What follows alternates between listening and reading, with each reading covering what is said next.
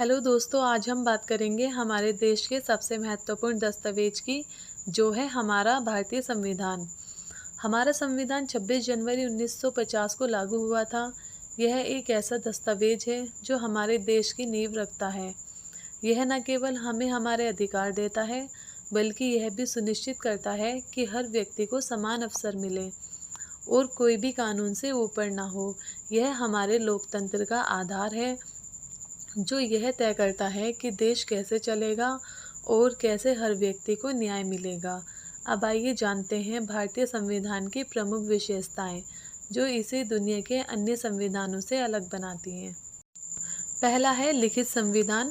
भारतीय संविधान पूरी तरह से लिखित है। इसका मतलब है कि सभी नियम, अधिकार और कर्तव्य एक दस्तावेज में स्पष्ट रूप से लिखे गए हैं। यह संविधान की सर्वोच्चता को स्थापित करता है, जिसका मतलब है कि कोई भी कानून या व्यक्ति इस संविधान से ऊपर नहीं हो सकता। यह लोकतंत्र की नींव है, जो सुनिश्चित करता है कि सभी नागरिक समान रूप से संविधान का पालन करें।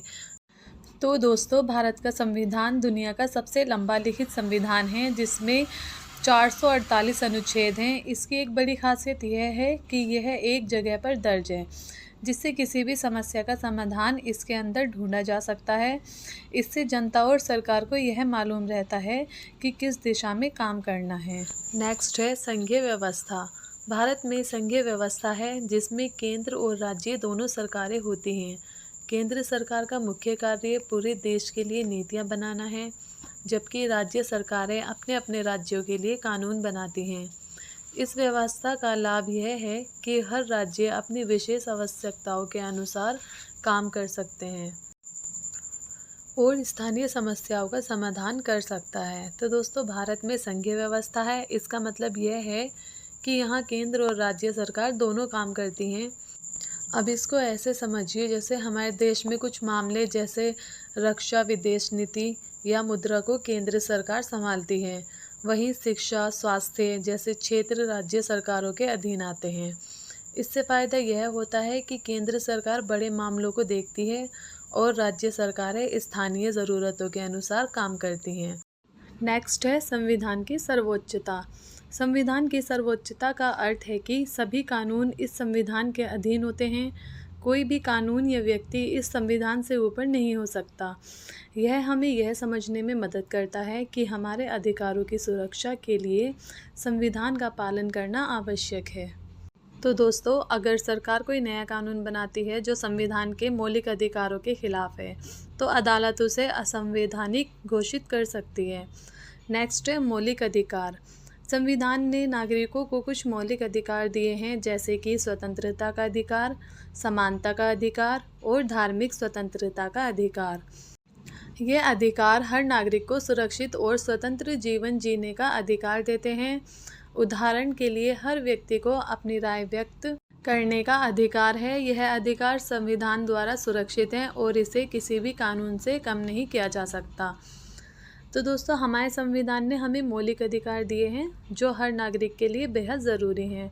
उदाहरण के लिए, हमें स्वतंत्रता का अधिकार है, जिसका मतलब है कि हम अपने विचार व्यक्त कर सकते हैं, कहीं भी आ जा सकते हैं और अपनी मर्ज़ी से कोई भी काम कर सकते हैं, बशर्ते वह कानून के दायरे में हो। इसी तरह समानता का अधिकार सुनिश्चित करता है कि किसी के साथ धर्म, जाति, लिंग या भाषा के आधार पर भेदभाव नहीं किया जाएगा। यह अधिकार हमें सुरक्षित और स्वतंत्र जीवन जीने की आज़ादी देते हैं। नेक्स्ट है निर्देशक सिद्धांत। संविधान में निर्देशक सिद्धांत भी हैं, जो सरकार को यह मार्गदर्शन करते हैं कि उसे किस दिशा में काम करना चाहिए। यह सिद्धांत सामाजिक और आर्थिक न्याय की दिशा में सहायक होते हैं, जैसे कि सभी नागरिकों के लिए शिक्षा और स्वास्थ्य का अधिकार। ये सिद्धांत यह सुनिश्चित करते हैं कि सरकार का काम केवल कानून बनाना नहीं, बल्कि लोगों के जीवन स्तर को सुधारना भी है। तो दोस्तों, निर्देशक सिद्धांत संविधान का वह हिस्सा है जो सरकार को यह बताता है कि उसे किस दिशा में काम करना चाहिए। यह सिद्धांत सीधे जनता को कोई अधिकार नहीं देते, लेकिन सरकार को सामाजिक और आर्थिक कल्याण के लिए नीतियाँ बनाने का मार्गदर्शन देते हैं। उदाहरण के लिए, संविधान कहता है कि सभी नागरिकों को शिक्षा और स्वास्थ्य का अधिकार मिलना चाहिए। सरकार इन सिद्धांतों के अनुसार योजनाएं बनाती हैं। मौलिक अधिकार हमारे सीधे अधिकार हैं, जबकि निर्देशक सिद्धांत सरकार के लिए दिशा निर्देशक होते हैं कि कैसे जनता की भलाई की जा सके। तो दोस्तों आप समझ गए होंगे। नेक्स्ट है धर्मनिरपेक्षता। भारत एक धर्मनिरपेक्ष देश है। इसका मतलब है कि यहाँ सभी धर्मों का समान सम्मान किया जाता है। सरकार का कोई धर्म नहीं होता और यह हर व्यक्ति को अपनी धार्मिक आस्था चुनने की आज़ादी देती है। इससे विभिन्न धर्मों के लोग एक दूसरे के साथ शांति और सहिष्णुता के साथ रह सकते हैं। तो दोस्तों भारत एक धर्मनिरपेक्ष देश है। इसका मतलब है कि यहाँ सरकार का कोई धर्म नहीं होता और सभी धर्मों का समान सम्मान किया जाता है। यह संविधान की एक बहुत बड़ी विशेषता है, क्योंकि यह सुनिश्चित करता है कि हर व्यक्ति को अपने धर्म का पालन करने की आज़ादी हो, चाहे वे किसी भी धर्म का हो। इससे हमारे समाज में एकता और सहिष्णुता बनी रहती है, क्योंकि सभी धर्मों को समान दृष्टि से देखा जाता है। तो यह था धर्मनिरपेक्ष। नेक्स्ट है संसदीय प्रणाली। हमारी सरकार की संसदीय प्रणाली है, जिसमें प्रधानमंत्री और उनके मंत्री संसद के प्रति जिम्मेदार होते हैं। इसका मतलब है कि प्रधानमंत्री और मंत्री संसद के द्वारा चुने जाते हैं और उन्हें जनता के प्रति उत्तरदायी होना पड़ता है। इससे यह सुनिश्चित होता है कि सरकार जनता की आवाज़ को सुनती है और उनके हितों की रक्षा करती है।